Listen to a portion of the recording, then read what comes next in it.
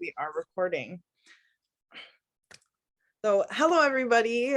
Thank you for joining us for our last event of March. First event of April. Yeah. Today, Professor Klemicks is here to give his talk. Professor Klemicks is the best introductory to metaphysics professor you could ever ask for. He achieved his BA in philosophy at Wheaton College and his MA at the Northern Illinois University. He was also named outstanding graduate. To add to that, he is interested in pragmatist approaches to substantive philosophical questions and phenomenology. Professor Klemicks, is there anything else you would like to add to your introduction? No, that's pretty good. NIU, go Huskies. That's it. All right, if you want to go ahead and take it away, that would be great. Okay. Thanks very much, everybody. So it's great to be here. It's great to be talking with you. As Jayla said, my philosophical interests center around the tradition known as pragmatism and trying to use pragmatism to address various substantive issues in contemporary philosophy. This is a talk that centers on trying to do just that, in particular with respect to the problem of skepticism, specifically skepticism about empirical justification. And so this is just skepticism of the kind you probably first think of when you hear the word skepticism, but of a particularly strong type. So it is skepticism about the material or empirical world. And I mean a strong thesis when I talk about skepticism about this domain of our beliefs.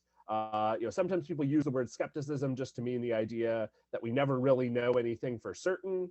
And even if that's true, we still have really, really, really good reasons to believe some things. Do I know for certain that my car is parked in the driveway? Well, maybe not. It's logically possible that it's been stolen or had other weird random stuff happen to it. But I've got what seems to me to be pretty good evidence. So even if I don't strictly know that in a sense that requires certainty, I could still be justified in my belief and indeed have very strong justification or strong evidence to believe it. I mean by skepticism a more daunting thesis. I mean the thesis that, as Gilbert Harman has put it, particularly with respect to the material world, we never have the slightest reason to believe anything, right? I mean that no considerations that we could cite in favor of our empirical beliefs really counts as evidence for them, that none of our beliefs is even so much as fallibly justified. Let alone counting as knowledge or as infallibly justified. And that is pretty dark thought. I don't know about you, I feel feelings of angst towards that. We have to have some sort of answer to this. One thing that drew me to pragmatism is pragmatism's sort of markedly anti-skeptical character. And so what do I mean by that? Well, to see what I mean by that, maybe let's just talk momentarily about why someone might be a skeptic. So probably you've read Descartes' Meditations on First Philosophy, or at least read portions of it in one of your classes. So Descartes' famous approach to this problem, which is a sort of early version of what we now tend to refer to as the argument from skeptical scenarios, right? The idea is it seems to me like I know ordinary things that I'm seeing a hand in front of my face. But if I knew that, then I would know that it's not the case that I'm a handless brain in a vat, merely being deceived into thinking that I see a hand, right? It's logically incompatible. So if I really see a hand, then I can't just be a handless, or a hand of mine. Then I can't just be a handless brain in a vat, right? But it seems like I can't know that I'm not just a handless brain in a vat being deceived into thinking I have hands. How would I know that? The world would look exactly the same to me either way. And so, the Cartesian skeptic concludes, on the basis of skeptical scenarios like these, all of my claims to empirical knowledge, and even all of my claims to empirical justification, all of my claims to have good reasons for believing things about the external world turn out to be undermined. Now, if you're like me, your first response to that is, that's dumb. It's dumb to say that we don't have good reasons to believe anything that we believe, because there might be evil demons who deceive us about all of them. This seems like a totally pointless scenario to consider, right? Like, what effect could this have on our lives? It seems like none. And one reason that I like pragmatism is because pragmatism says that that's not just a initial sort of snap judgment that the folk make, which we enlightened philosophers need to educate ourselves out of. Pragmatists say there's actually something philosophically enlightening and correct about this idea that skeptical scenarios are pointless, and the pointlessness of them is a reason that entitles us to dismiss them. That for practical purposes, we have good reasons to reject skeptical scenarios out of hand.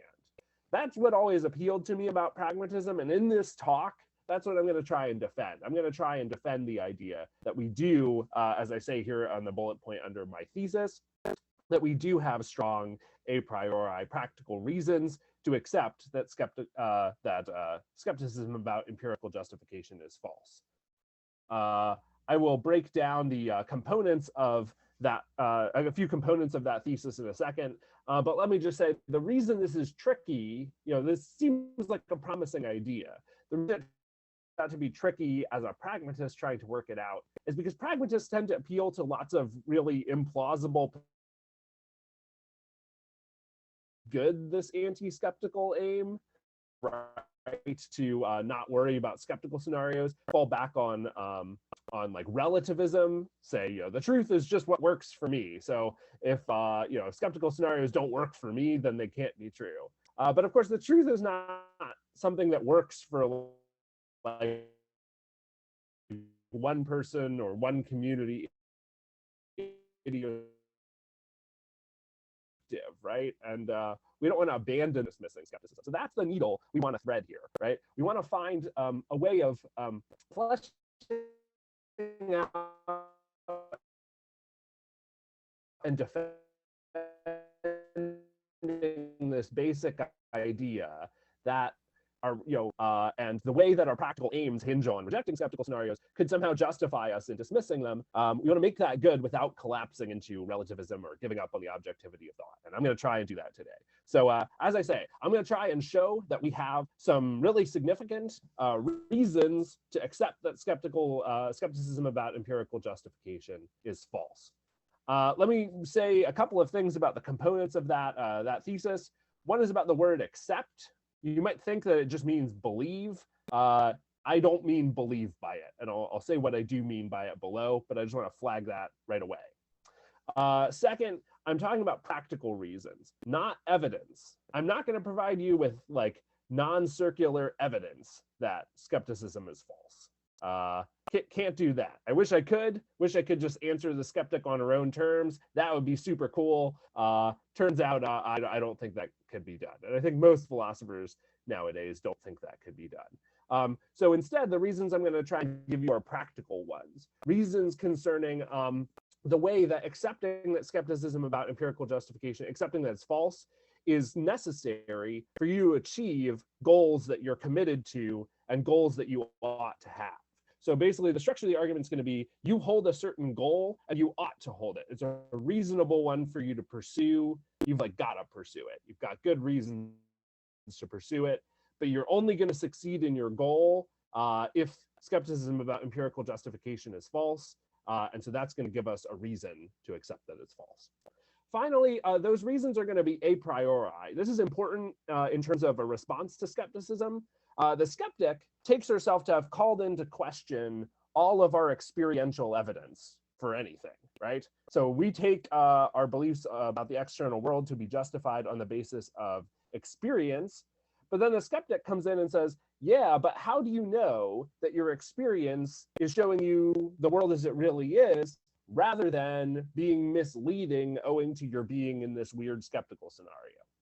So the thought there is to undercut the evidential support that all of our experiences seem to provide for beliefs about the external world. So it seems like if we're going to answer that, not everyone agrees with this. This is sort of controversial, but I think the skeptic thinks if we're going to answer the skeptic, it's not going to be on the basis of reasons that we only know through sense experience, because skepticism has called into question our ability to know things through sense experience. It's going to be on the basis of considerations that we know simply through pure reasoning.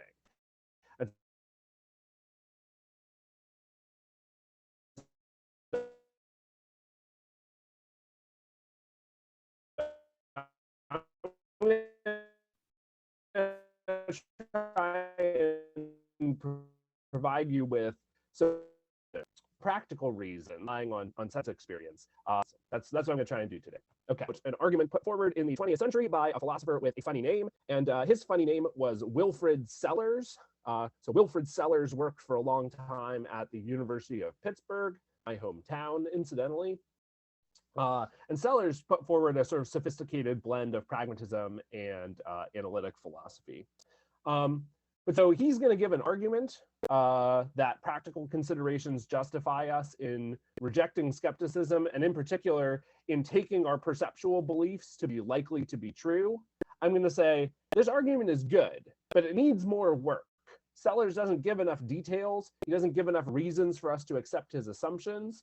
And I think we need to sort of clarify and modify the argument and defend it from some objections before we can see that it works. So I'm going to start out by just giving you the argument as Sellars presents it. I'm going to do a little clarification. I'm going to reconstruct it in a really precise way. And then I'm going to do some of the argumentative work to tweak it and to show you why something in its general vicinity actually works. That's the point of the talk today. Okay, well, let's start out where Sellars himself does. So Sellars is considering this so I just said, what we want is some a priori reason, some reason we know simply through pure reason without appealing to sense experience, some reason of that kind to say, actually, our perceptual beliefs are likely to be true and are not just misleading because we're caught in some weird skeptical scenario. And Sellars says, I think we actually can give strong a priori reasons of this sort. And so here I'm just going to read a sort of long block quote. Again, the reason I'm going to do that is because this is the initial presentation of the argument that I'm going to refine and defend. So Sellars says, I think such a way of defending our right to trust our perceptual faculties can be found. Its central theme would be that achieving a certain end or goal can be deductively shown to require a certain integrated system of means. The end can be characterized as that of being in a general position, so far as in us lies, to act, that is, to bring about changes in ourselves and our environment in order to realize specific purposes or intentions. For the concept of effective agency involves that of our perceptual judgments being likely to be true. Notice then that if the above argument is sound, it's reasonable to accept that our perceptual judgments are likely to be true, simply on the ground that unless they are likely to be true, the concept of effective agency has no application. So basic thought here is, we all want to be effective agents. What do I mean by that? Well, I'm going to define that just in the way Sellars does here. We all want to be able to change ourselves, to change our environments in the ways necessary to get us what we want, in ways that will reliably get us what we want. We all want to do that. We all want to be able to be effective agents, to form intentions and to be able to carry out the concrete embodied actions that will make them actually happen. But we couldn't do that if we didn't have perceptual judgments that were likely to be true. It's only because we have perception telling us in a reliable way what the world is really like that we can successfully change ourselves, successfully change our environments in order to get what we want in the world. So Sellars says, given that being an effective agent requires reliable perceptual faculties, then given that we've got this goal of being effective agents, it gives us a practical reason to accept that our perceptual judgments really are likely to be true. That's the basic idea. I think it's kind of intriguing. I think we do want to be effective agents, and you can see why someone would think that we're not going to be effective agents unless our perceptual faculties are reliable. If we don't, if our perceptual inputs on the world are really, really unreliable, then we're going to spend too much time like falling over cliffs and being hit by cars. We're not going to know what the world is like. And so when we try and make changes in it, it's not going to work out for us. Our life will be nasty, brutish, and short, right? So you can see sort of how this argument is supposed to go, roughly speaking. I'll formalize it. I'll change the presentation on the handout just slightly here. Let me say how I sort of reconstruct the argument, and then I'll define one key term in it. I reconstruct the argument in this way. Premise one, I have the end of being an effective agent, which along the lines I've just defined it. Second, I can be an effective agent only if my perceptual judgments are likely to be true. 3, conclusion, so it's reasonable to accept that my perceptual judgments are likely to be true. So what I've just said is, I think the premises seem pretty intuitive. And a sort of initial question you might have is whether the argument is valid, which is to say whether 1 and 2 actually entail 3. Spoiler alert, no. So that's one key problem that we're going to have to fix. We're going to have to modify the argument to respond to that. So that's a worry you should have at this point, but we'll fix that later on. But at least the premises look initially promising, and maybe we can find a new route from those premises to something like this conclusion. Let me say one word about accept. I mentioned at the start, or before, I mentioned that by accept that our perceptual judgments are likely true, I don't mean believe. And why is that? I mean, Sellers himself might have meant believe in this passage. He might have thought, what's practically reasonable for us to do is just believe that our perceptual judgments are likely to be true, given the way that that conduces to our end of effective agency. I don't want to go that route, though. Why is that? Well, here, consider this scenario. A Cartesian demon appears to you, pops up outside your window as you're going to bed tonight. And as you get over your initial shock of what is happening here, you start talking to the demon and you learn the demon's proposition. The demon offers you $1 million if you only believe that 2 + 2 = 5. Now, I would like $1 million. I don't know about you. That could come in handy in my life. And yet, it doesn't seem like that consideration either can or should move me to believe that 2 + 2 = 5. First, it can't. Okay, $1 million. Let's go, Griffin. We want to do this. I'm going to believe. I'm believing. It doesn't work, right? You can't just choose what you believe in that way. You can't just be like, oh, I've got these practical reasons in play, so I'm gonna believe. Your belief is not subject to your will in this way. This is what the thesis people sometimes call doxastic volunteerism, is the idea that we can just choose at will what beliefs we have. And it seems false. It seems like what beliefs I have are not up to me. I just have the ones I have. The world seems to me the way that it seems to me, and I can't do anything about that directly. I can put myself in a position to acquire new evidence where I might change my mind, but I can't just decide on the sheer force of will to believe something. And anyway, practical reasons just seem, as Pamela Hieronymi famously said in her article by this title, they seem like the wrong kind of reason to form beliefs. Even if I could magically make myself believe that 2 + 2 = 5, that just seems like a bad way of believing things. Beliefs seem by their very nature to aim at truth and to be responsive to evidence. And that I will make $1 million if I can manage to believe this is just not evidence in favor of the truth of my belief, right? It's the wrong kind of reason. So I want to grant all that stuff and say, okay, I'm not gonna worry then about beliefs. I'm going to talk about a different kind of state we can be in with respect to a proposition. I'm going to mean something different by acceptance. And here I'm going to follow the philosopher Catherine Elgin, who's an epistemologist at Harvard. I think she actually takes this distinction from another philosopher named Jonathan Cohen, but she distinguishes belief on the one hand from acceptance on the other hand. And she says, belief, to believe that P is to feel that P is so. And that's what I can't do on the strength of sheer willpower, right? Try as I might, I just can't feel like it's so that 2 + 2 = 5. Just can't make it happen, right? So I say, okay, forget that.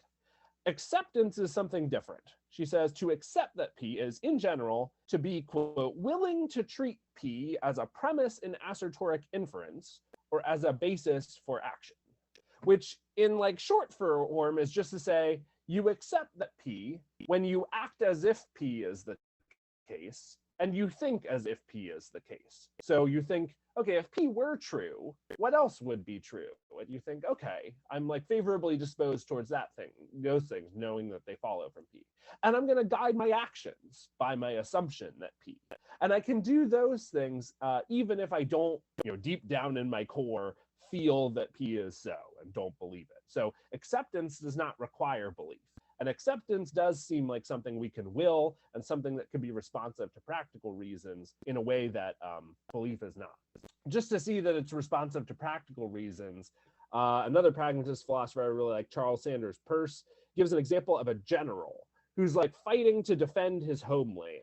It's being invaded by some other country, and he knows all is lost if he can't hold this one hill. He says, the evidence is against me. I'm probably not gonna hold it, but I'm committed. I've just gotta try. And so he says, okay, now what I need to do is I need to just assume I'm gonna hold the hill, because otherwise all is lost. And so I need to think, okay, if that's gonna happen, what else has to be true for that to happen? And then I have to like follow through on those action steps to make it happen.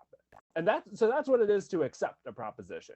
Even if you don't believe it, you can think through its implications and act accordingly. And so on my interpretation of Sellers' argument, what I'm trying to show you is that we have strong practical reasons to accept that our perceptual judgments are likely to be true, which means to sort of assume they are for the purposes of our thinking and act accordingly. And that's going to extend to reasons to accept, in that same sense, that skepticism is false. Okay. Last preliminary before we get into some of the nitty-gritty of the argument.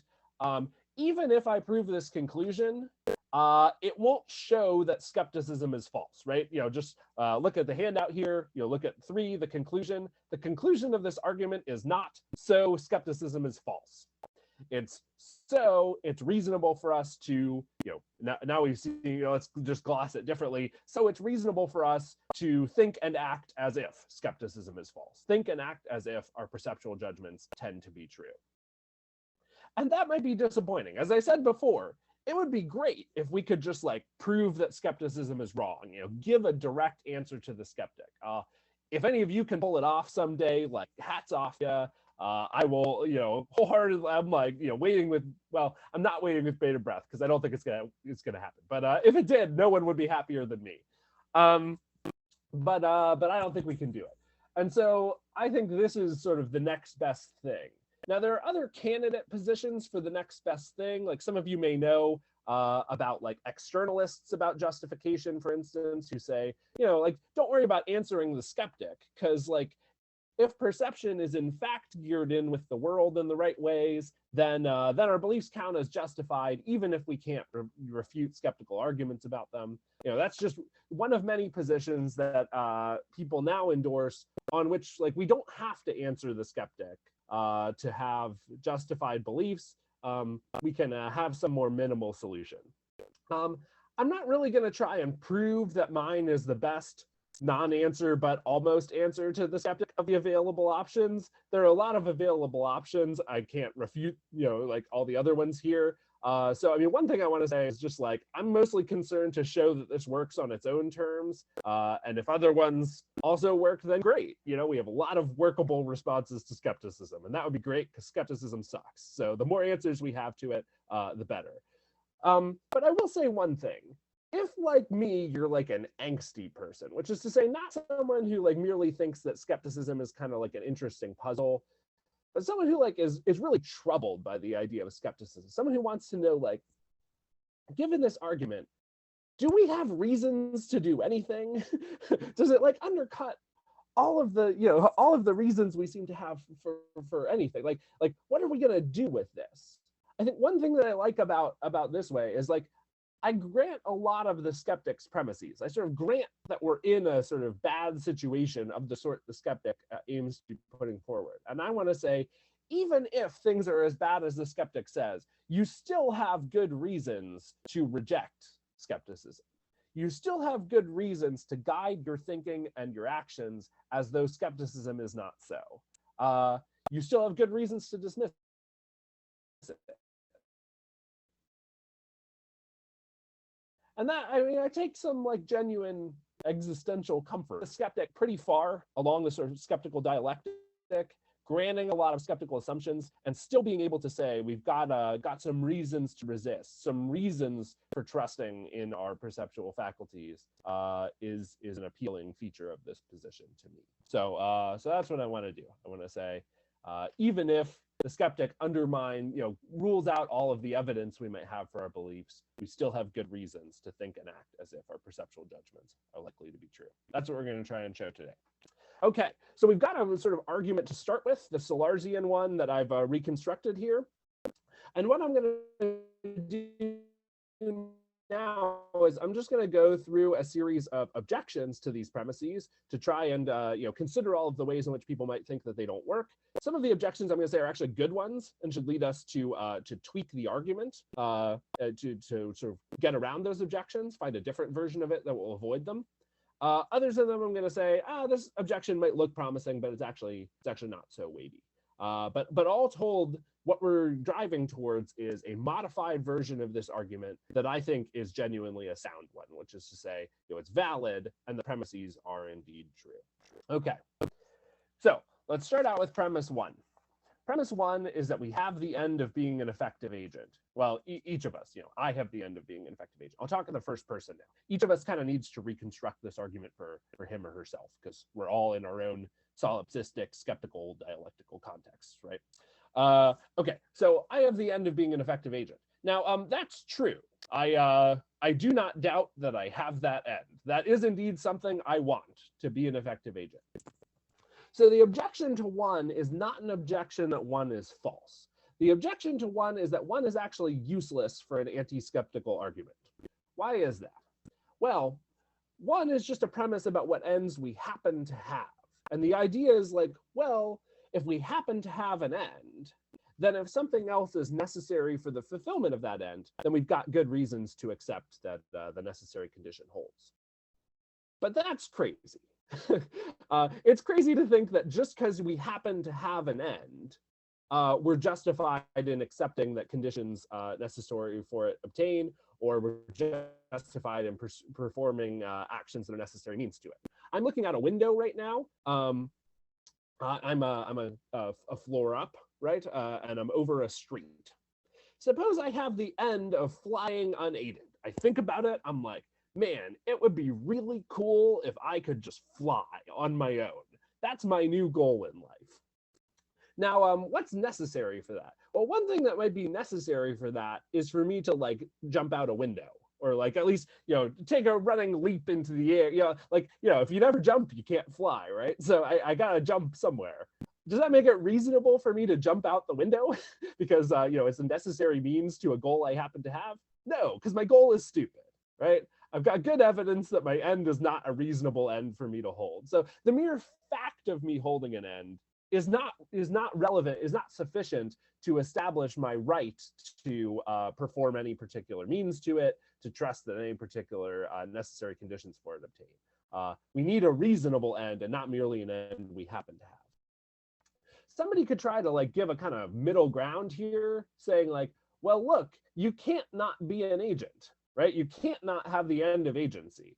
Try not to be an agent. Oh, look, you're trying, so you're still being an agent, right? You're still willing the end of effective agency. And that's very like clever and all. It's not false so far as it goes.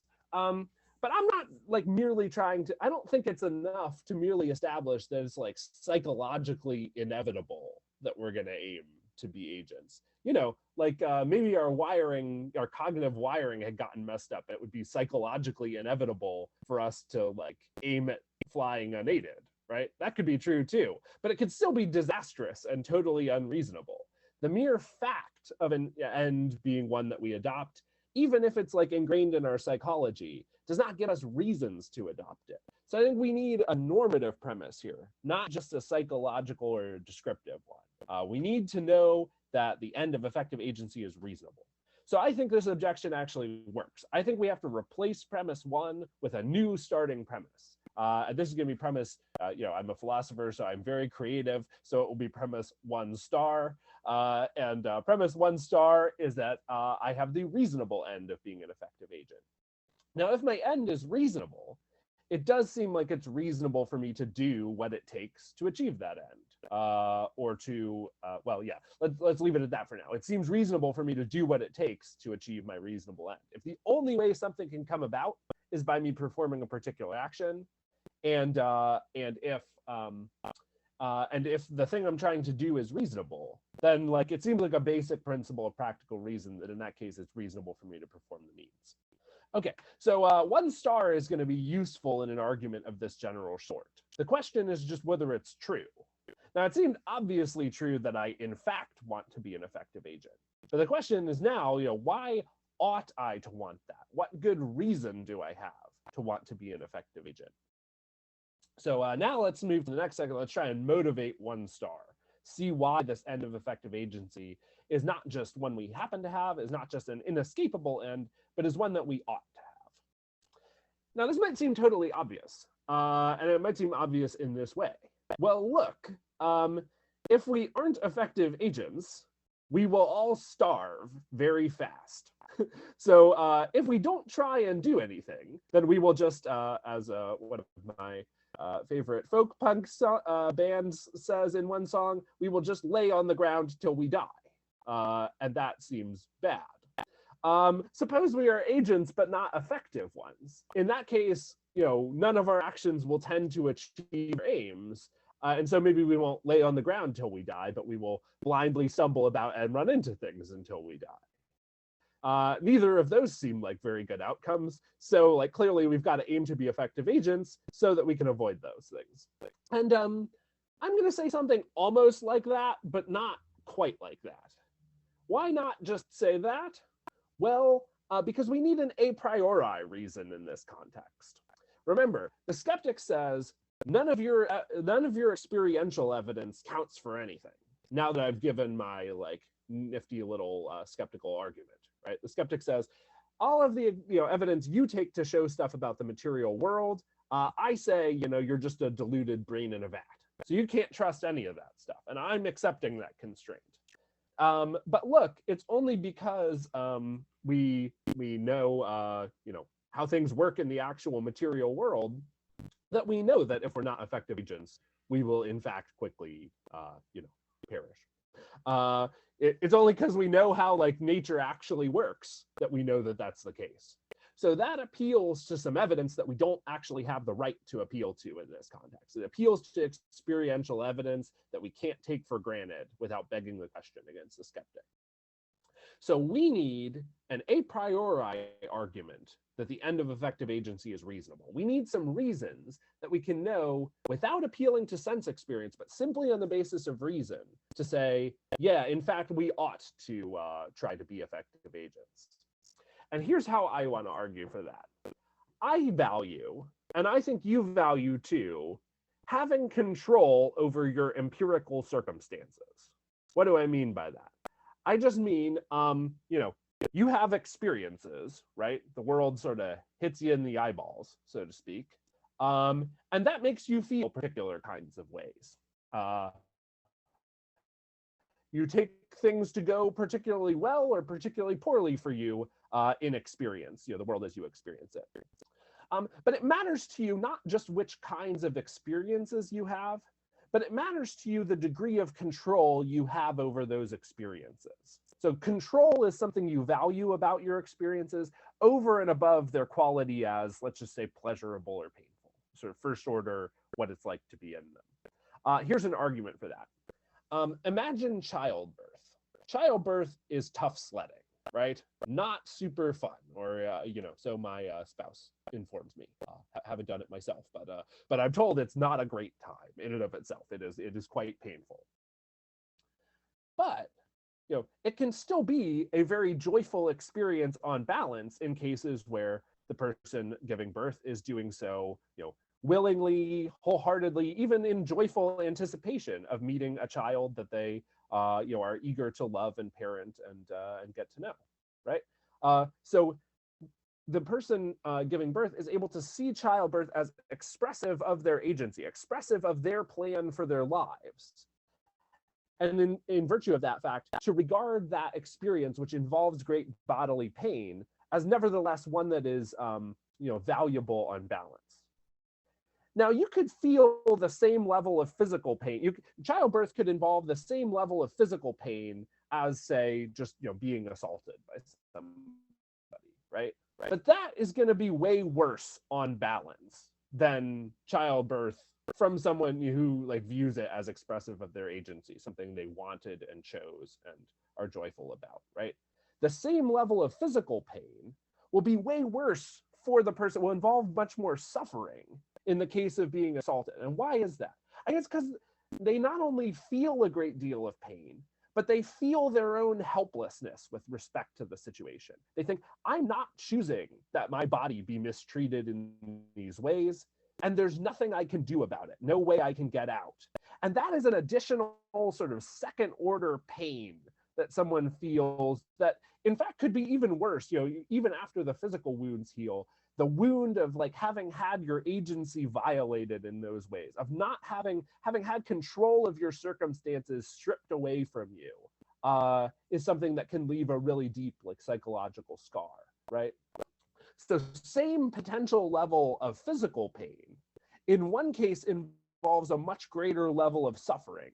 And the reason for that is because control over the person's empirical circumstances is stripped from them. And so they lose something of great value. I think we all judge on reflection by thinking through examples like this, that control over, what our experience is like is valuable and is even almost all important, is the condition without which, nothing in our lives can be assured to go right. Nothing we do can be assured of mattering. And so if we're going to get anything good in life, we really want to have control over our empirical circumstances, which if you have it most of the time, maybe sometimes it's nice to relax the reins, give up a little bit of control, but you need a baseline of control for life to go well for you at all, is what I want to say. So what does that mean? Well, I think what that means is we can know on the basis of pure reason, we can know a priori that control over our empirical circumstances is good and is indeed a great and nearly all important good for human life. It's very, very valuable. And so it's a very reasonable to do whatever it takes to ensure that we have, or at least have a chance at, control over our empirical circumstances. If there's something we've got to have control, I think we're justified at doing whatever that thing is, or aiming at whatever that thing is, just because it's the only way we can get control over what we experience. And without that, life is intolerable. Now, can I prove to you a priori that if you try to be an effective agent, if you aim at effective agency, you will have control over your empirical circumstances? I wish I could, but the world is unkind and people are unlucky. And, things, nature, other people may conspire to deprive you of control over your empirical circumstances. So I don't know how your life is going to turn out, or my life. I don't know whether in fact you're aiming at effective agency will lead you to have control over your empirical circumstances. But here's what I do know: if you don't try to be an effective agent, then you're not going to have control over your empirical circumstances, right? Which is basically to say, if you never try to do anything, then you'll never have control over your life. And if you do try to do things, but never in a way where you ensure that what you're doing is a reliable way of getting what you want, well, then you also won't have control. You'll just be sort of flailing about blindly in life. Gratuitous baseball metaphor here. I can't guarantee that if you step up to the plate, you're going to hit a home run, but I can show you a priori that you may as well go down swinging, right? It's better to give it a go, because we really need a hit here. And the only way to hit it is to swing. stripping away the gratuitous metaphor, we need control. Control is like, an essential good, key to having a flourishing or even a tolerable human life. The only way to get it is to aim to be effective agents. So, maybe we'll aim to be effective agents and we'll still fail to get this very important good. But it's the only way we can do it. And so we got to give it a try. It's our only, it's our only hope, sort of Obi-Wan Kenobi of practical reason. Okay, so I take all that to show that it's reasonable for you to aim at being an effective agent, and that you can know that without knowing any particular claims about the external world. All you need to know is to know that, introspectively and evaluationally, you're the kind of being for whom it's an all-important good to have control, and the only chance at getting it is to aim at being an effective agent. Okay, so I think that does suffice to show that the aim of effective agency is a reasonable one for us. That's the basic premise. Okay, that took a little while. The next objection will take much less time to handle, probably a relief to all of you.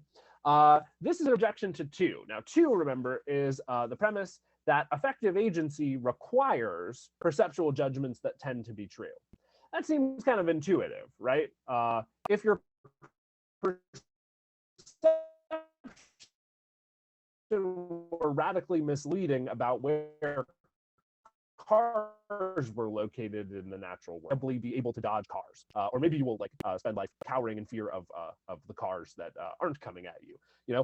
It does seem like some sort of reliable input about how things are in the external world is key for you to be able effectively to sort of manipulate the external world to get what you want.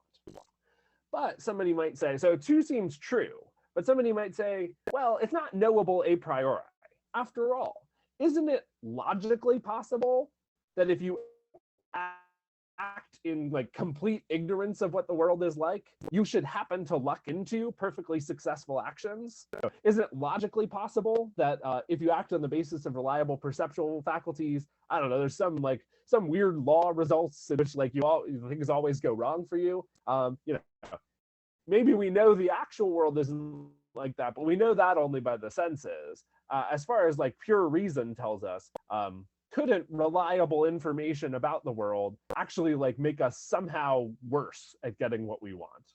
And I guess so, in the sense that it does seem logically possible that if we act on the basis of reliable perceptual information, in fact, what we want will come about less.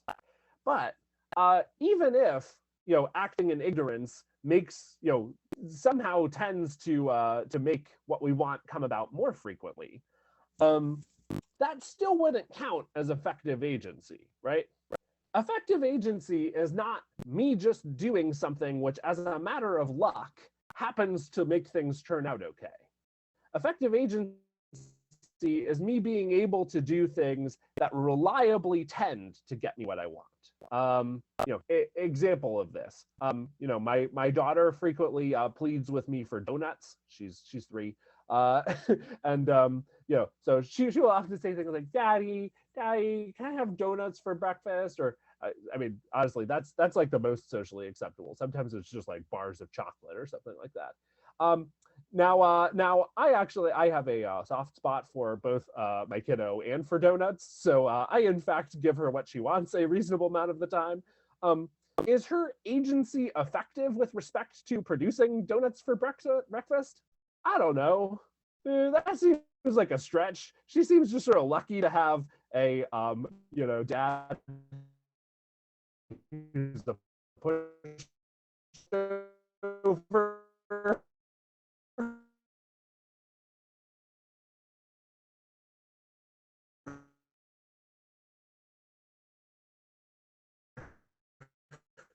With respect to the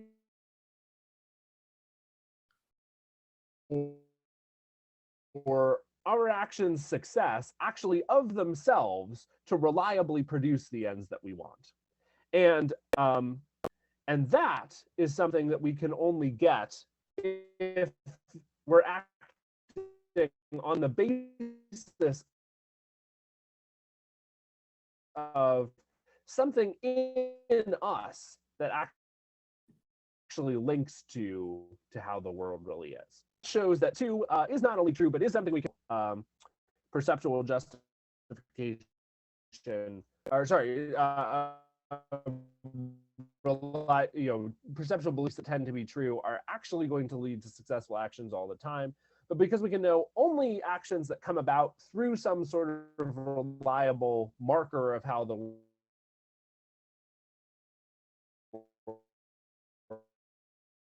world is, would be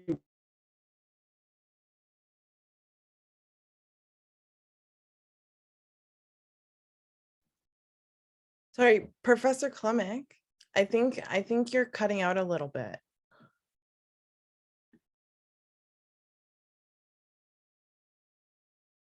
ones that would conduce to the efficacy of our agency, that would show that we are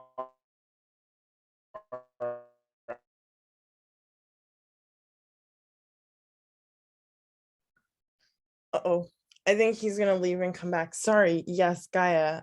No problem at all. Yeah, I'm sorry for coming late. Yeah. No, don't worry about it. For some reason, I cannot copy and paste the chat, so I accidentally pasted the attendance sheet to you. But I will. need the handout. Perfect. Yeah, thank Okay. you. Thank you. Okay. Sorry about that. Oh, it's okay. Sorry. Yeah, my internet is just being weird.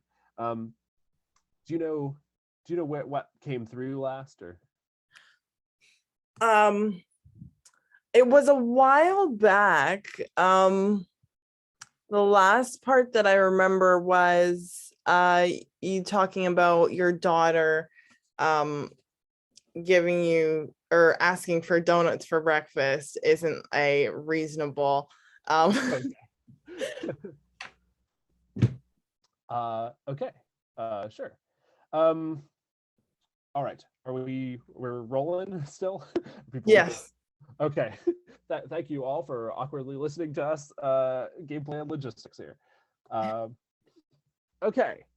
Cool. So all right. What was the point of that that cutesy but tangentially relevant donut example? The point of that was just to say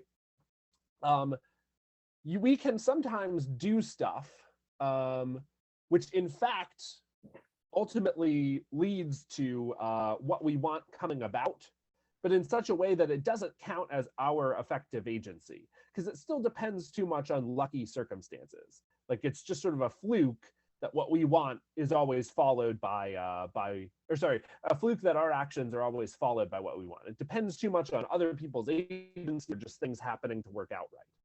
And if we get what we want in that way, it doesn't count as our effective agency. It doesn't count as us being in control of our circumstances. We're still sort of at the mercy of the world in a way that we don't want. And so because of those things, we can know to a priori, we can know that effective agency requires perceptual judgments that tend to be true. Not because they're guaranteed to always get us what we want come about, but because they're the only way that we can act in the world in such a way that when what we want does come about, it comes about as an achievement of ours and not merely as a matter of luck. So that's the point of premise 2. And I do think that's something we can know simply by thinking through the implications of what effective agency involves. Okay. Let's talk a little about the validity of the argument. Jayla, do you know how we are on time? Because of the break there, I've lost where we're at. It's about 4:06 p.m. Okay. All right, cool. Then I'll try and wrap up within 10 or so. Is that good, or should? Okay, cool. Sounds good. All right, let's talk a little about validity. I mentioned that the biggest problem for the argument as it initially stood is that the premises just don't seem to prove the conclusion. And let me sort of say why that is. It's like, okay, so we've got the end and even the reasonable end of being effective agents, and we can achieve that end only if our perceptual judgments are likely to be true. Well, what follows from that? Well, it follows that our end is going to come about only if our perceptual judgments are likely to be true. But it doesn't seem to tell us anything about what it's reasonable for us to do about that, right? At least not on its own. It seems like 1 and 2 simply in themselves only say one thing is necessary for something else, and don't say anything about what it's reasonable for us to do about the necessary thing, the necessary condition. We need some sort of supporting premise about when it's reasonable for us to do stuff with respect to things that are necessary for our ends, to get anywhere about what it's reasonable for us to accept. Now, some things, there are some auxiliary premises like this that seem really plausible, and so it does seem like 1 and 2 are going to entail, together with those things, some conclusions. So here's one thing that seems true. It seems true that it's reasonable for us to take any means that are necessary for a reasonable end. I mentioned this already, but if you've got an end or a goal that's reasonable and you can only get it in one way, then it seems reasonable for you to take that option, right? That seems reasonable.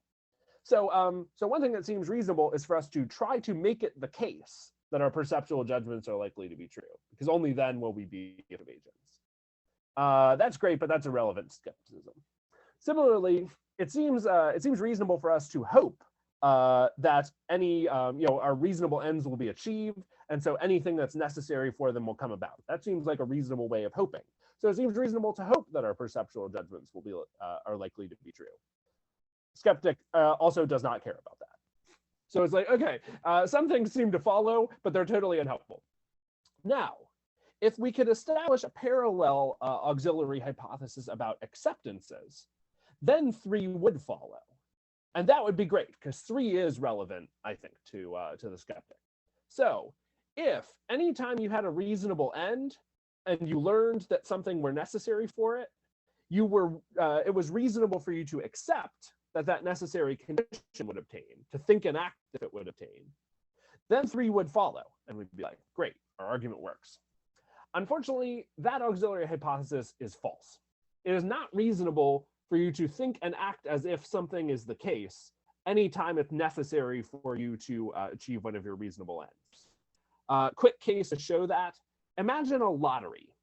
Your odds of winning the lottery are very, very low, but there's some number, some level of payout at which the expected utility calculation is going to tell you to play it anyway. Like, let's suppose the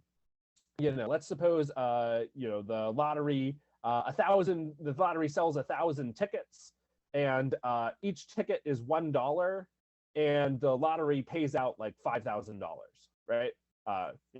Bad proposition for making money by your lottery, but anyway, suppose it was like that, right?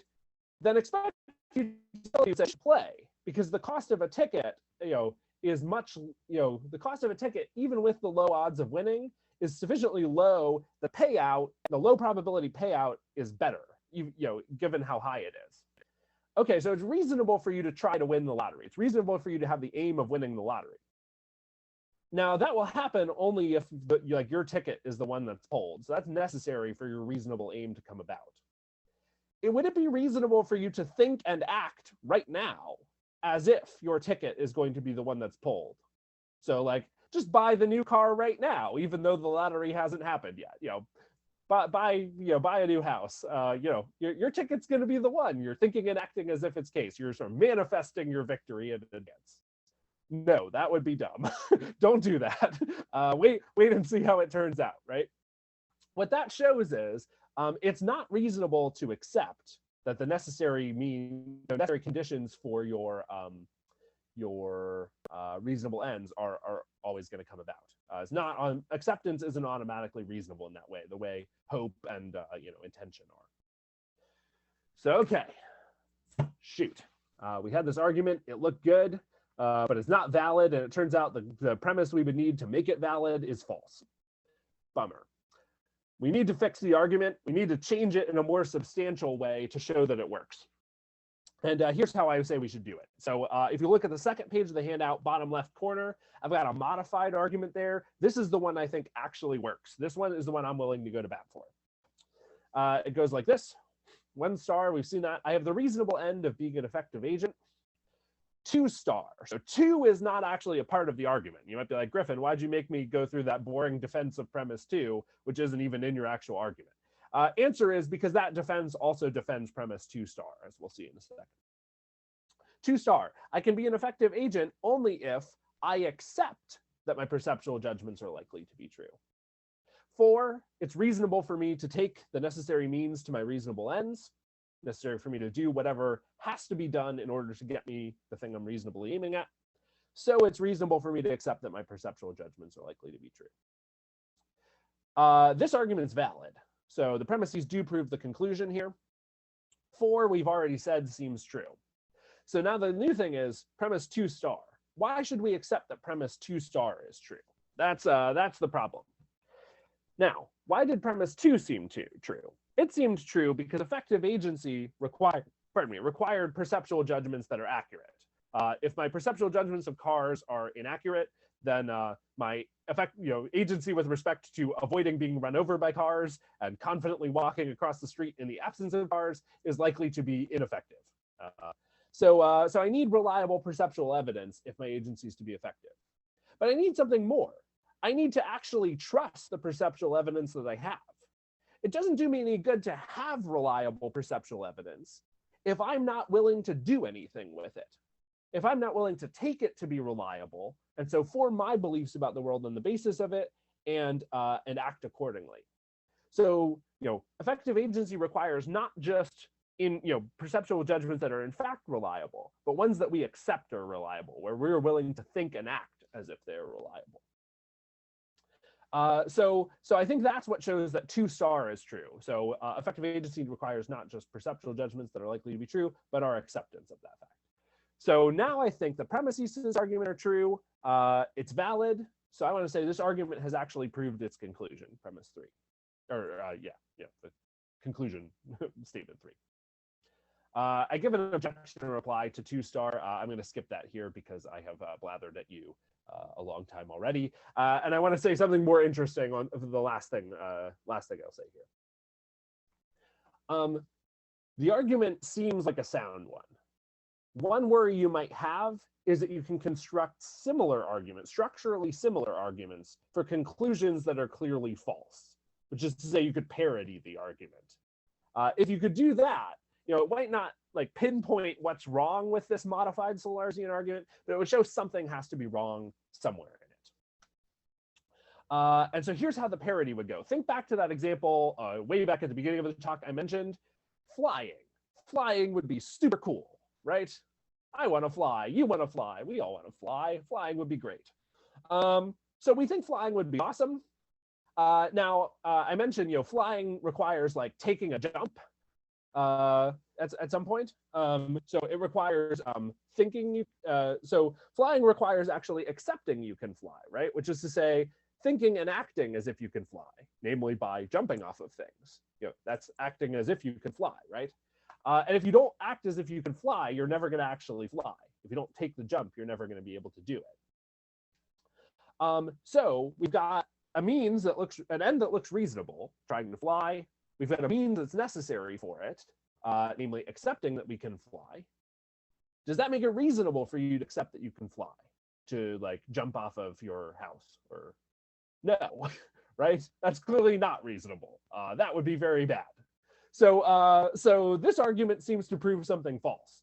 But the argument I'm defending is totally structurally similar to that one. And so you might think, well, look, if the practical reasons don't support it being reasonable to accept you can fly, why should they establish that it's reasonable to trust your perceptual faculties either? Okay, so 2 things to say to this. 1, the end of flying is not reasonable. Why is it not reasonable? Well, because you have a lot of evidence that you can't in fact do it. At some point, if you've got evidence that a thing can't be done, then however cool it would be if you could do it, it's not reasonable to try to do it, right? So what I'm saying is, once it's reasonable for you to accept that your perceptual judgments are likely to be true, that gives you standards of evidence relative to which you can assess your further beliefs and assess the further things that you try and do. And if they don't fit your perceptual evidence, you'll have to rule them out. You'll have to say they aren't really reasonable. because you're thinking and acting as if your perceptual judgments are likely to be true. So you're taking them as standards of truth for the purpose of belief and for the purpose of reasonable intentions. Okay, so that's fine. But you cleverly say to me, look, you're assuming I've already run your argument. So I'm in the skeptical context. I'm like, oh, I don't know any of this stuff. But look, I've got to trust my perceptual faculties. And so once I do that, I can see that like flying isn't a reasonable aim. But that's to say the first thing I aim at is effective agency. And then I think about flying. But suppose I'm just like, don't care about effective agency. I just want to fly. Effective agency sounds boring and technical. Flying sounds awesome. So forget your argument. I'm just not even going to consider that. I'm in the skeptical argument. I'm like, oh, I don't have any evidence. But you know what would be cool? Flying. And then I run this argument. And it seems like it gives me reasons to accept that I can fly. So like, doesn't it just depend on where we start? You know, whether we happen to start with effective agency or just start in some totally different place. And I want to say no. Because actually you have to start with effective agency.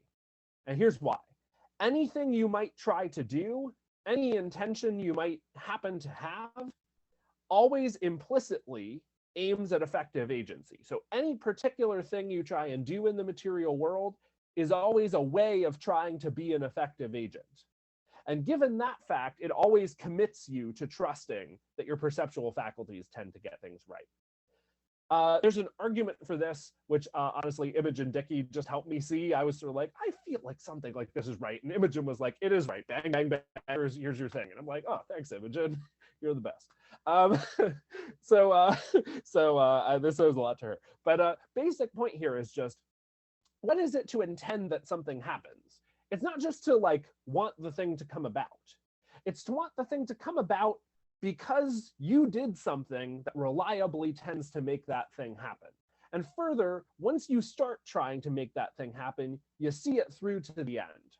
And so what does that mean in this case? Well, if I adopt the end of flying, then I want my actions to reliably conduce towards me flying through the air. And it means I will monitor my actions to see whether they're in fact an effective means of flying.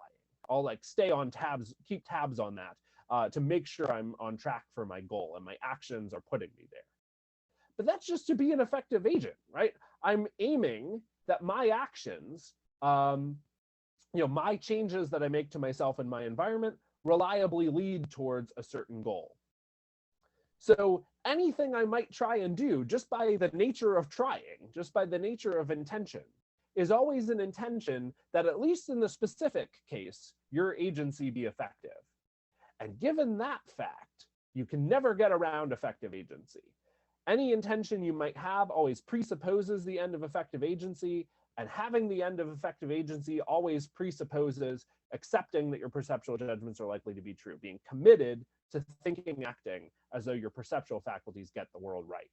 And once you've got that, you can say, well, if my perceptual faculties get the world right, I'm thinking and acting in accordance with this. So thinking in accordance with my assumption that my perceptual faculties get the world right, then I have some justified beliefs.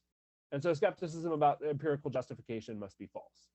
So I haven't shown you that it's false, but what I have shown you is that you have some practical reasons that you can know just by pure reason, give you very, very strong reasons to reject skepticism about empirical justification, to say, I'm going to think and act as if that is false, and I have the right to do so.